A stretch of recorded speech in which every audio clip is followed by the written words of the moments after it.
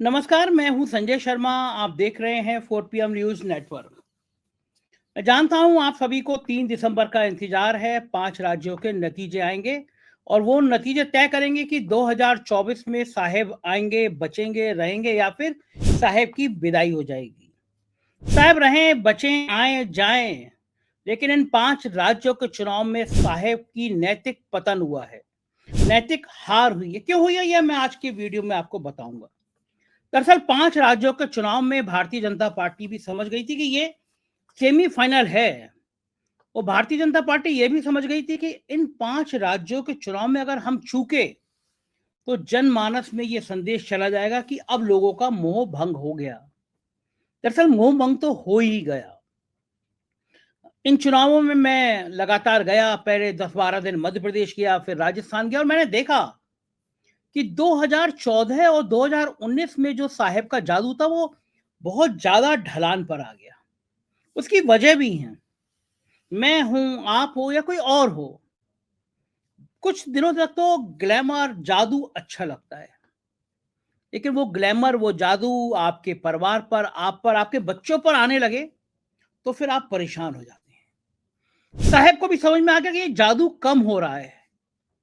और राजस्थान के चुनाव में, खास तौर से मध्य प्रदेश के चुनाव में भी प्रधानमंत्री जी ने जो मर्यादा का उल्लंघन किया, जो प्रधानमंत्री जी की बॉडी लैंग्वेज थी, जो प्रधानमंत्री जी की भाव भंगिमा थी, वो साफ साफ बता रही थी कि प्रधानमंत्री को समझ आ रहा है कि अब भारत में शायद जनमानस उनके खिलाफ हो गया है। बहुत सारे नाटक होते हैं चुनाव में। चुनाव की रैलियों में नाटक हो, समझ में आता है। चुनाव के मंचों पर नाटक हो, समझ में आता है। लेकिन वोटिंग वाले दिन प्रधानमंत्री का इस तरह का आचरण अब देश के लोगों को अखरने लगा है। पहले 2 दिन पहले वो मथुरा में गए, पहली बार उनको मीराबाई याद आई। अभी तक याद नहीं आई थी मीराबाई, क्योंकि भरतपुर के इलाके में ब्रज का काफी प्रभाव है। तो उनको मीराबाई नजर आई, मीराबाई का दर्शन करने चले गए। ठीक है, आप जाइए, कृष्ण भगवान का दर्शन करिए, मीराबाई का जिक्र करिए, सिक्का जारी कर दिए, लेकिन चुनाव से पहले ये नाटक क्यों होता है? आप याद कर लीजिए, हर राज्यों के चुनाव से पहले प्रधानमंत्री इस तरह मंदिरों में जाते हैं। कभी वो केदारनाथ चले जाएंगे, कभी उज्जैन चले जाएंगे, और अब मथुरा में आ गए। यहां तक भी ठीक है, लेकिन जैसी वोटिंग शुरू हुई, प्रधानमंत्री जी तेजस जहाज में बैठे नजर आए और गोदी मीडिया के चैनलों ने ब्रेकिंग खबर चला दी। प्रधानमंत्री ने तेजस विमान उड़ाया। तेजस विमान उड़ाने वाले देश के पहले प्रधानमंत्री, और ये ब्रेकिंग न्यूज लगातार चल रही थी। मैंने ट्वीट भी किया कि इधर वोटिंग पड़ रही है, उधर प्रधानमंत्री जी का तेजस विमान उड़ाते हुए लगातार फोटो, खबरें वायरल हो रही हैं। मतलब कि आप चुनाव वाले दिन भी अपने देश की, अपने प्रदेश की, और जिन राज्य में चुनाव हो रहा है वहां के मतदाताओं को ये मैसेज देना चाहते हैं कि देखो, मैं तो कुछ भी कर सकता हूं। ये जो कुछ भी कर सकता हूं, ये मैजिक कम से कम अब प्रधानमंत्री को शोभा नहीं देता। मैंने ट्वीट किया, मेरे दोस्त पायलट हैं, मैं भी उनके संग एक बार छोटा सा हवाई जहाज था, उसमें वो मुझे बिठा के ले गए। मैंने भी कहा थोड़ा सा मुझे भी हैंडल पकड़ा दीजिए, तो उन्होंने कहा नहीं, ये संभव नहीं है, क्योंकि जहाज उड़ाने के लिए बाकायदा आपको ट्रेनिंग लेनी पड़ती है, पायलट का लाइसेंस तभी मिलता है। तो मैंने कहा कि ये प्रधानमंत्री जी तेजस विमान उड़ा रहे हैं, ब्रेकिंग खबर चल रही है, इन्होंने ट्रेनिंग कब कर ली, इन्हें लाइसेंस कैसे मिल गया? शाम होते होते जब वोटिंग खत्म हो गई तो उसी चैनल पर चलने लगा, बीच बीच में कई बार कमान प्रधानमंत्री को दे दी गई थी तेजस की। अब ये कोई साइकिल नहीं चला रहे हैं, आप स्कूटर नहीं चला रहे हैं कि भाई थोड़ी देर, या कार नहीं चला रहे हैं कि थोड़ी देर स्टीयरिंग बच्चे को पकड़ा दें कि बेटा तुम थोड़ा स्टीयरिंग यूं करके हिलाओ। वो तेजस है, उसकी स्पीड, उसका नियंत्रण। वहां पे ये नहीं है कि कुछ मिनटों को कमान दे दी गई आपकी, एक सेकंडों में जहाज इधर का उधर हो जाता है। लेकिन ये गोदी मीडिया की प्रैक्टिस है कि चुनाव के दिन आपको कंफ्यूज करें, और ये प्रधानमंत्री का खेल है। ऐसा लगता है किसी एडवर्टाइजमेंट कंपनी के वो सीईओ बन गए हैं। देश के प्रधानमंत्री नहीं है, विज्ञापन कंपनी के सीईओ हैं, कि उनको नई नई विज्ञापन की तरकीबें निकालनी है कि वोटिंग के दिन मैं कैसा क्या प्रदर्शन करूं। राजस्थान के चुनाव में जो प्रधानमंत्री की गरिमा उन्होंने घटाई, उसकी कोई मिसाल आपको इस देश के इतिहास में मिलेगी। एक घटना हुई थी कन्हैया लाल दर्जी का गला रेत दिया था कुछ आतंकियों ने, कुछ पागल मानसिक विक्षिप्त लोगों ने, और उस हमलावरों को 4 घंटे के अंदर कांग्रेस की गहलोत सरकार ने पकड़ लिया था। वो जो पकड़े गए थे उनके मोबाइल में से उन भारतीय जनता पार्टी के कई नेताओं के साथ उन हत्यारों के फोटो निकले, पीछे दीनदयाल उपाध्याय जी की फोटो लगी हुई थी। तब पता चला कि ये तो अल्पसंख्यक समाज बीजेपी के अल्पसंख्यक मोर्चे के पदाधिकारी भी रह चुके हैं। अब फजीयत होना स्वाभाविक थी। तो तुरंत मोदी सरकार ने केस एनआईए को दे दिया कि साहब ये आतंकी हैं और इनकी घटना की जांच एनआईए करेगा। अब जब अगर आतंकी हैं, गला रेता, तो एनआईए को 2 महीने, 4 महीने, 6 महीने, साल भर में जांच पूरी कर लेनी चाहिए थी। लेकिन जब जांच पूरी करते तो उन फोटो से उन आतंकियों का रिश्ता निकलता, पता चलता कि भाजपा के नेताओं के संग ये आतंकी क्या कर रहे थे। तो वो एनआईए की जांच सालों तक पूरी नहीं हुई। लेकिन प्रधानमंत्री जी ने, अमित शाह जी ने, जेपी नड्डा ने बार बार कन्हैयालाल दर्जी का गला कैसे रहता गया भूलना मत। बीजेपी के बड़े से बड़े नेता कार्टून बना के कि एक दर्जी सिलाई कर रहा है, पीछे एक दाढ़ी वाला चाकू लेकर उसका गला काट रहा है। इतने बीभत्स, इतने घिनौने, इतने गंदे ट्वीट वायरल किए। और चुनाव आयोग उसकी तो बलिहारी है। मुझे लगता है कहीं किसी देश की जनता कहीं विद्रोह ना कर दे किसी दिन। चुनाव आयुक्त को, आगे मैं बोलना नहीं चाहता, थोड़े मर्यादा के खिलाफ वोट हो जाएंगे। गांधी जी के 3 बंदरों से बंदर थे, उनसे भी ज्यादा आंखें बंद करके, कान बंद करके, मुंह बंद करके बैठ गए। प्रधानमंत्री जी अमित शाह राहुल गांधी को महामूर्खों का सरदार कहते हैं, राहु कहते हैं, राहु केतु कहते हैं। तो सुनाई नहीं पड़ता चुनाव आयोग को।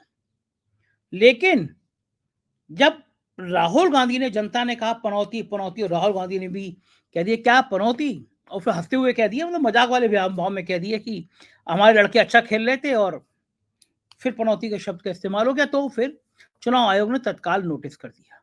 लेकिन अब प्रधानमंत्री की चिंता इसलिए बढ़ी क्योंकि जैसे ही वो विश्व कप देखने गए, वैसे ही एंट्री करते ही शब्द चलना शुरू हुआ, पनौती, हैशटैग पनौती। लोगों ने लिखना किया कि पनौती आ गए, अब मैच हार जाएंगे। मैं इन शब्दों के मैं बहुत ज्यादा पक्ष में नहीं हूं। किसी भी नेता के लिए ऐसे शब्द नहीं बोलने चाहिए, वो तो देश के प्रधानमंत्री है। लेकिन क्यों बोले जा रहे हैं इसकी समीक्षा भी जरूरी है। दरअसल हैशटैग होता क्या है, कोई हजारों लाखों लोग एक किसी भी चीज का नाम लिखकर हैशटैग चलाए तो वो ट्रेंड करने लगता है। जैसे अगर मान लीजिए देश में 10 लाख लोग हैशटैग संजय शर्मा चलाएं तो संजय शर्मा ट्रेंड करने लगेगा।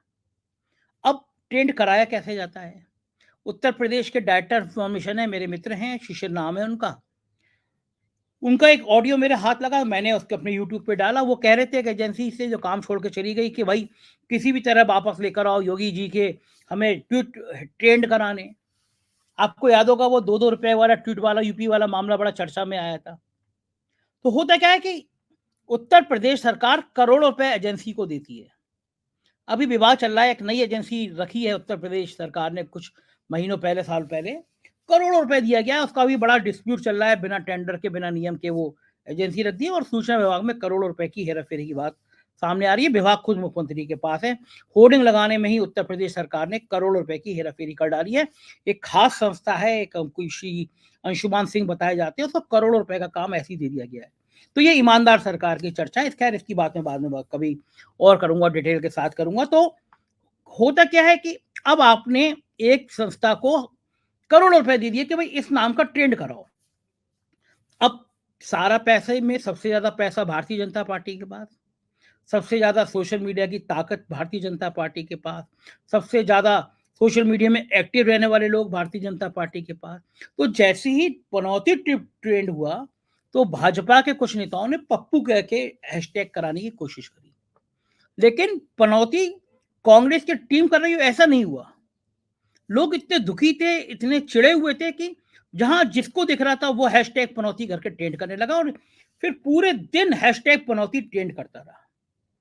भारतीय जनता पार्टी के पसीने आ गए देखकर ही, क्योंकि ट्विटर पे इंटेलेक्चुअल है, बीजेपी मानती है कि इस तरह के लोग हमारे साथ ज्यादा जुड़े हुए हैं।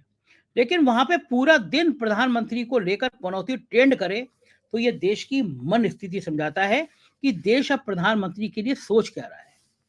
आप कल्पना करिए 2014 में जब प्रधानमंत्री आए थे, क्या उन्माद था, क्या जोश था। लोग कहते थे कि प्रधानमंत्री आए हैं, बिल्कुल क्रांति हो गई है, नया जोश आ गया है प्रधानमंत्री के आने से। लोग भगवान विष्णु का अवतार कहते थे उन्हें। मेरे कई मित्र मुझसे बहस करते थे कि देखना तुम संजय, ये भगवान विष्णु का अवतार आए, पूरी सृष्टि को बदल देंगे। 2019 में पुलवामा हुआ, सर्जिकल स्ट्राइक हुई और राष्ट्रवाद का नारा बुलंदी पे था। प्रधानमंत्री के लिए कोई एक शब्द नहीं कहता था।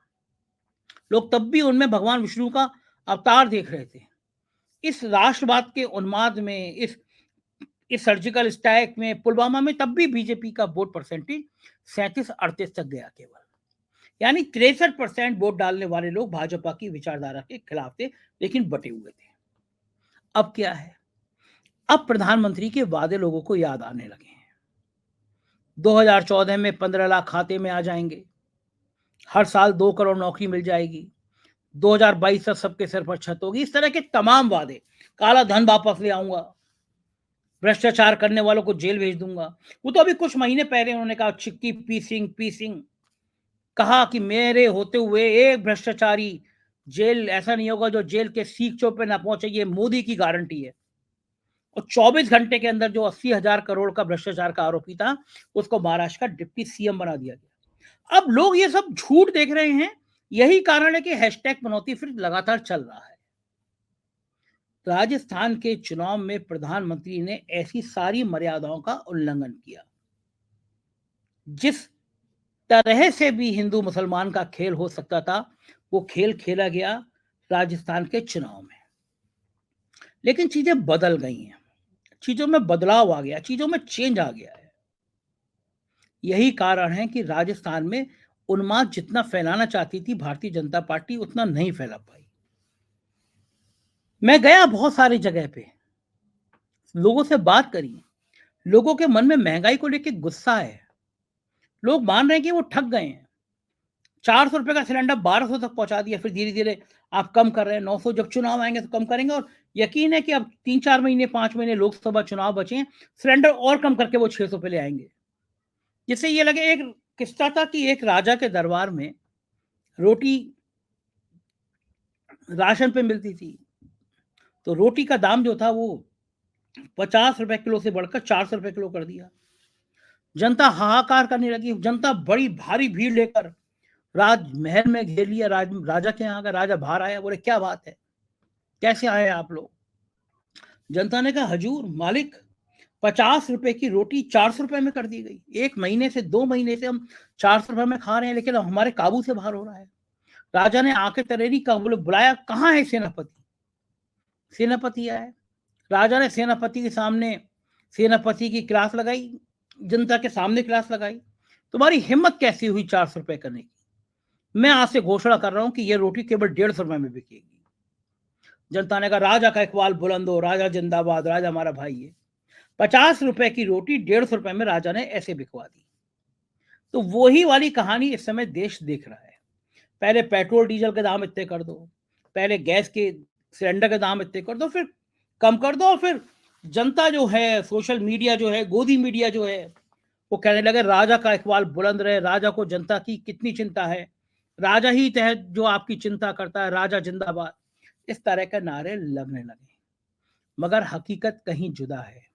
लोगों का रोजगार छिन गया है, लोग परेशान हैं, लोग बेहाल हैं, लोगों को समझ नहीं आ रहा करें क्या। यही नतीजा है, यही कारण है कि प्रधानमंत्री चुनावों में आके अपनी विकास की बात नहीं करते। वो नहीं कहते कि मैं 5 ट्रिलियन इकोनॉमी की तरफ जा रहा हूं, मैंने देश को, अर्थव्यवस्था को यहाँ ले आया, मेरे एक फोन से रूस यूक्रेन का युद्ध रुक जाता है। ऐसी बड़ी बड़ी बातें वो नहीं करते कि अमेरिका मेरे नाम से कांपता है, ये सब नहीं करते, क्योंकि उनको पता है कि ये सब धरातल पर कहीं है नहीं।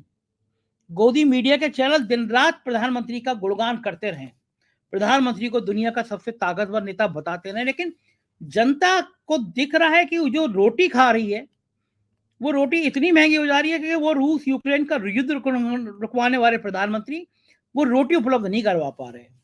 उसके बच्चे बेरोजगार हैं, देश में कई नौजवान आत्महत्या कर रहे हैं, तो ये पूर्ति नहीं कर पा रहे।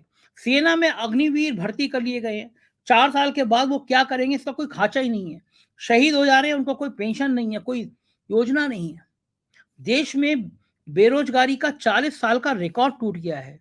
जो पैसा लेके भाग गए थे वो चौकसी और मयूर भाई, वो सब गायब हैं, आज तक नहीं आए हैं। ऐसे सवाल है, ऐसे ज्वलंत सवाल है कि प्रधानमंत्री को लगता है कि अब विकास की बात करना, अब लोगों को भविष्य के सपने दिखाना, लोग मजाक उड़ाएंगे। तो फिर बचता क्या है? तो फिर बचता है कि वो कन्हैयालाल दर्जी की गर्दन कैसे काट गई, ध्यान रखना वोट डालते समय। अब पूछो प्रधानमंत्री जी से कि कन्हैयालाल की गर्दन तो सालों पहले काट दी गई, सरकार ने पलट ली, लेकिन इसका आज से क्या मतलब? कब तक हिंदू मुसलमान का खेल दिखाएंगे? चाहे तेलंगाना में चुनाव में अमित शाह जी कह रहे हो, चाहे राजस्थान में कह रहे हो, राम मंदिर बन जाएगा तो हम आपको मुफ्त में दर्शन कराएंगे। राम मंदिर भाजपा ने बनवा दिया। सर्च कर लीजिए, एएनआई के इंटरव्यू में जब प्रधानमंत्री बने थे मोदी जी, एएनआई में सवाल किया गया उनसे कि अब तो आपका बहुमत है, संविधान बदल दीजिए और संशोधन कर दीजिए, पार्लियामेंट का सत्र बढ़ा लीजिए, राम मंदिर बनवा दीजिए। प्रधानमंत्री ने कहा कि राम मंदिर बनवाना सरकार का काम नहीं है, संसद का काम नहीं है, तो अदालत का काम है। और यही हुआ, अदालत ने फैसला दिया, तब राम मंदिर बना।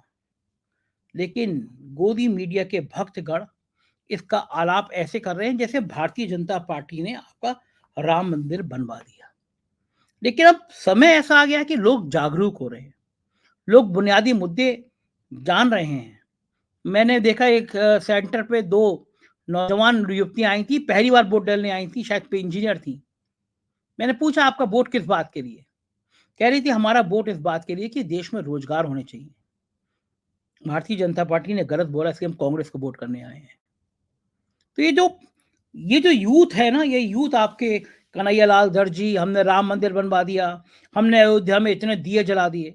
आपके अयोध्या में दिए जला देने से, राम मंदिर बनवाने से लोगों को रोजगार नहीं मिल जाएंगे, लोगों के बच्चे पढ़ लिख नहीं जाएंगे, लोगों की जिंदगी सुधर नहीं जाएगी, लोगों का जीवन यापन अच्छा नहीं हो जाएगा, अस्पतालों में दवाइयां नहीं मिलने लगेंगी।